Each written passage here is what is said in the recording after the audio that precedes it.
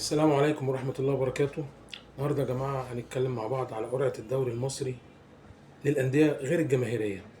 ما شاء الله 15 نادي غير جماهيري في الدوري المصري.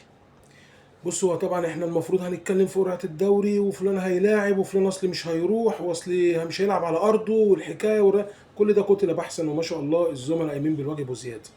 وانا دايما بصراحة بحب اتكلم معاكم زي ما اتفقنا على حاجات كده مش اي حد بيبص لها، مش اي حد بياخد باله منها. يعني ايه دوري فيه تلات ارباع الانديه محدش له علاقه بيها، ما يهموش حد في حاجه؟ 15 نادي من 21 نادي ما يهموش حد في حاجه. يعني دلوقتي مثلا لو نادي سيراميكا بيلعب زد، مين هيتفرج على الماتش ده؟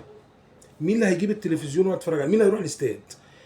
طب بعد الماتش مين هيقعد يتكلم مع التاني على الماتش ده؟ عمركم شفتوا ماتش في الدوري الانجليزي من غير جمهور؟ فيهوش جمهور؟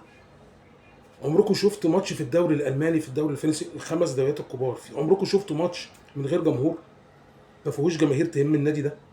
طب ليه؟ ايه الحكمه من كده؟ يعني دول كانوا زمان بيلعبوا في دوري الشركات، مع احترامنا طبعا لكل الانديه وكل القطاعات، في الاخر بتصب في الرياضه المصريه. يعني ايه ليه الانديه دي موجوده اصلا؟ ليه؟ لحساب مين؟ او بيتعمل بيها ايه؟ ما انا مش فاهم. طب انا دلوقتي كان زمان مثلا المقاولين طلع في الثمانينات وعمل طفره كده وخلاص واتطفى ونزل درجه تانية وطلع ونزل. كان عندنا المنيا، كان عندنا المنصوره، فرق هشام عبد رب الرسول كان هداف مصر في تصفيات كاس العالم، وصلنا كاس العالم. الزمالك رايح يلعب المحله، الاهلي رايح يلعب الاتحاد، مطوشه ديربي، مطوشه، كان في طعم. ايه الانديه دي؟ مين دول؟ طب يعني انا عايز اعد: سيراميكا، المقاولين، مودرن، فاركو. ايه ده؟ ست انديه جماهيريه: اهلي، زمالك، اسماعيلي، مصري، اتحاد، محله. والباقي كله قالوا دي الكره للجماهير. دول بيعملوا ايه؟ يا سيدي الفاضل، عايز تعمل دعايه واعلان لشركتك او لمصنعك، روح يا سيدي تبنى نادي جماهيري ملوش مورد واصرف عليه واعمل الدعايه من خلاله. ولا انت بتحقق حاجه معينه في دماغك وتقرفنا؟ ما كفايه قرف، ما تزهقوناش، الجو حر، بيقول لك الغلاف الجو بعوق، فمش هينفع كده. تعالوا بقى نبص من الناحيه التانيه. الانديه الجماهيريه دي مين اللي بيتبناها او بيصرف عليها؟ الجهود الذاتيه، الا لو في حاجات خلفيه ما نعرفهاش. دي قرعه الدوري المصري.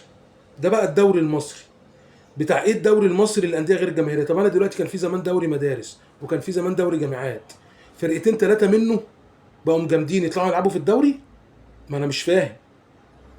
الحاجات دي يا جماعه هي اللي بتسمم المتعه، هي دي اللي بتعكنن علينا. انا دلوقتي قاعد زهقان وهوب جبت نايل سبورت او جبت مثلا قناه الزمالك وعايز اتفرج على ماتش، الاقي فاركو بيلعب دجله، الاقي المحله بتلعب المنصوره، الاقي المنيا بيلعب اسوان.